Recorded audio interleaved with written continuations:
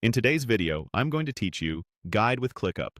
We're going to walk through a simple, practical flow so you can confidently navigate to your board, open the workload view, switch it to show time, make a quick adjustment with the minus icon, and then set the value to 5.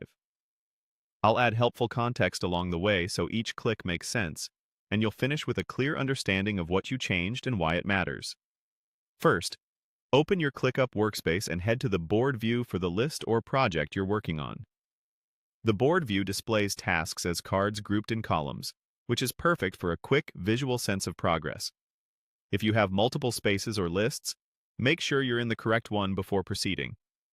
The label Board should be visible across the top navigation. Click into it so you're looking at tasks in that Kanban-style layout. If you don't immediately see the view, check the Views bar at the top and select Board from there. Next, click on Workload. This option is typically available in the same Views area and opens a powerful planning dashboard. Workload helps you see how assignments stack up across people and time, which is great for balancing responsibilities. If workload appears dense at first glance, don't worry. What we're doing today focuses on a single, clear change. Inside the Workload view, click on Time. This tells ClickUp to display capacity and effort using time-based units, such as hours, instead of just counting tasks. Switching to time ensures any adjustments you make apply in a way that reflects real effort and scheduling. Now click on the minus icon.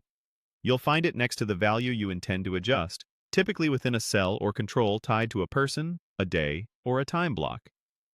Clicking the minus icon reduces the current number and also focuses that field, making it ready for a precise edit.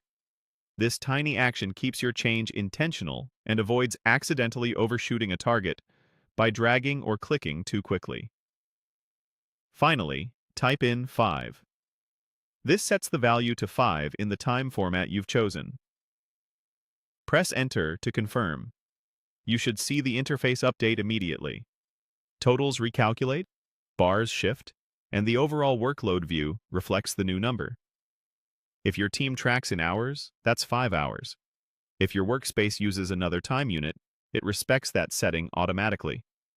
That's it. You navigated to your board, opened workload, switched to time, used the minus control to prepare the field, and set it to 5 for a clean, consistent update. Pause and replay as needed, and you'll master this flow in no time.